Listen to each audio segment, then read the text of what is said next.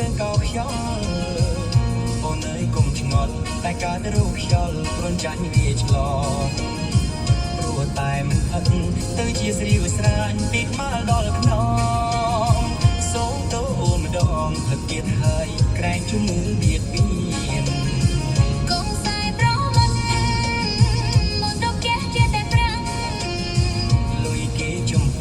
បងមិនហ៊ានទីព្រោះខ្លាចគេអៀនដើរលេងឥតខ្មាស់អស់លុយពីផ្ទះរកហើយមួយលានបើអូនគេទៀនបងលាហើយយកបងទៅលំបៀ